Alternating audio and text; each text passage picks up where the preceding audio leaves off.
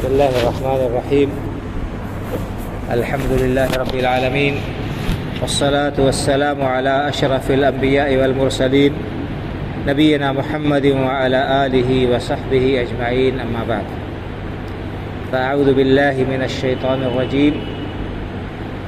فرح المخلفون بمقعدهم خلاف رسول الله وكرهوا أن يجاهدوا بأموالهم وأنفسهم في سبيل الله وقالوا لا تنفروا في الحر قل نار جهنم أشد حرا لو كانوا يفقهون. محترم حضرات، یہ سورہ توبہ کی آیت ہے جو میں نے آپ کے سامنے پڑھی.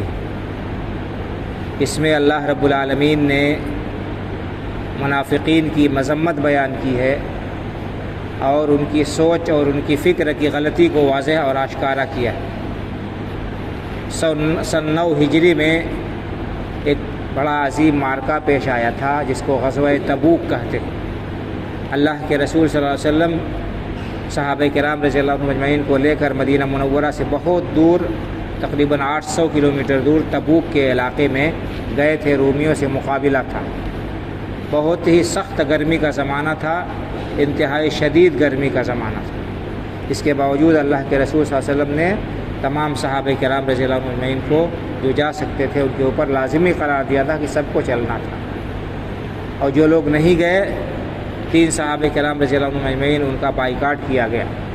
بہت سے منافقین تھے جنہوں نے اللہ کے رسول صلی اللہ علیہ وسلم سے جھوٹے بہانے کر کے اجازت لے لی اور اس غزوے میں نہیں گئے. اور وہ تبصرہ کرتے تھے، کہتے تھے کون جائے گا جان دینے کے لیے اتنی گرمی میں. تو اللہ رب العالمین نے ان کی تردید کی ہے. وہ کہا ہے کہ دنیا کی اس گرمی کو وہ گرمی سخت سمجھتے ہیں، دنیا کی یہ گرمی برداشت نہیں ہے ان کو. آخرت میں ان کا کیا حشر ہوگا، کیا معاملہ ہوگا جب جہنم میں ڈالے جائیں گے، جہنم کی آگ. تو دنیا کی اس گرمی اور دنیا کے اس سختی سے بہت زیادہ سخت ہے. اللہ رب العالمین نے فرمایا کہ فرح المخلفون بمقعدهم خلاف رسول اللہ.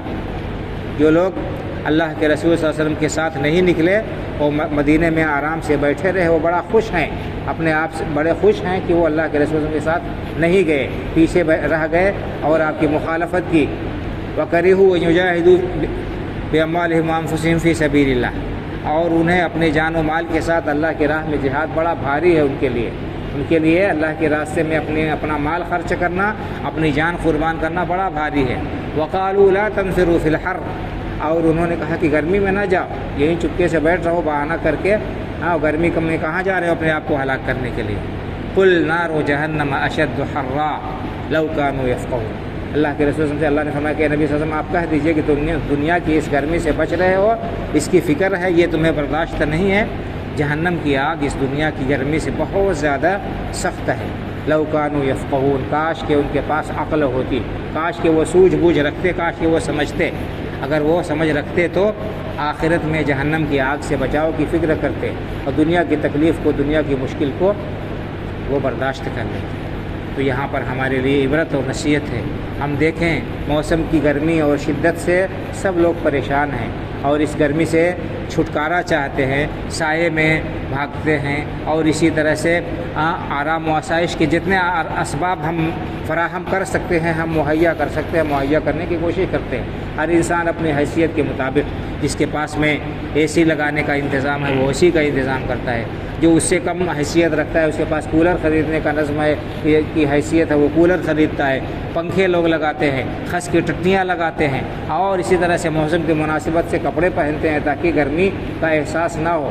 باہر نکلتے ہیں تو طرح طرح سے احتیاط کر کے جو ہے سر پر کپڑے رکھ کر اور پانی کا استعمال کرتے ہیں تاکہ موسم کی یہ گرمی ان کے اوپر اثر نہ ڈالے.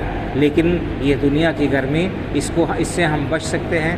آخرت میں جو تپش ہوگی قیامت کی بڑی شدید ہوگی اور سورج 1 میل کے فاصلے پر ہو جائے گا قیامت کے دن. ابھی تو کتنے لاکھ میل دور یہ ہے سورج ہم سے، ہمیں پتہ نہیں.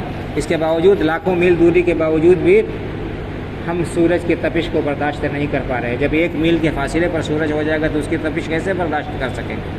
اور جہنم کی آگ دنیا کی آگ کا سے 70 گنا زیادہ ہے. اللہ کے رسول صلی اللہ علیہ وسلم نے فرمایا کہ یہ دنیا کی جو آگ ہے جہنم کی آگ کا 1/70 70واں حصہ ہے. اور دنیا کی آگ کتنی شدید ہوتی ہے ہم اور آپ جانتے ہیں کہ کوئی بڑی سے بڑی اور سخت سے سخت چیز بھی اس میں ڈال دی جاتی ہے تو وہ پگھل جاتی ہے. لوہے جیسی سخت دھات بھی آگ میں ڈال دی جاتی ہے تو پگھل کر پانی ہو جاتی ہے. بڑی سے بڑی سخت سے سخت چیز دنیا کی آگ میں ڈالی جائے تو وہ جل جائے گی، پگھل جائے گی. تو انسان جو معمولی سی لپٹ نہیں برداشت کر سکتا ہے وہ جہنم کی آگ کیسے برداشت کرے گا؟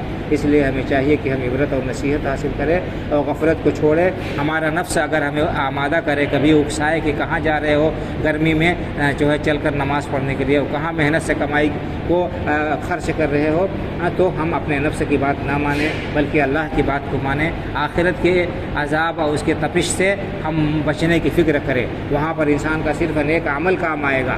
اس کی نیکیاں اس کو جہنم کی آگ سے بچائیں گی اور جہنم اور آخرت کی تپش سے بچائیں گی. اس لیے ہم نیک اعمال کر لیں، ابھی ہمارے پاس میں موقع ہے. اور جب زندگی کی مدت پوری ہو جائے گی، جب اس دنیا سے رخصت ہو جائیں گے، اس کے بعد پچھتائیں گے تو کچھ کام آنے والا نہیں ہے. تو ہمیں موقع کو غنیمت سمجھنا چاہیے اور ان واقعات سے عبرت اور نصیحت حاصل کرنا چاہیے. اللہ تعالیٰ سے دعا ہے کہ اللہ تعالیٰ ہمارے ایمان میں پختگی عطا فرمائے اور دنیا کے لیے جتنی محنت کرتے ہیں اس سے زیادہ آخرت کے لیے محنت اور کوشش کرنے کی توفیق عطا فرمائے.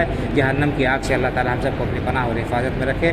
آمین. وآخر دعوانا ان الحمد للہ رب العالمین وصلی اللہ علی نبینا محمد وعلی آلہ وصحبہ اجمعین. والسلام علیکم ورحمۃ اللہ.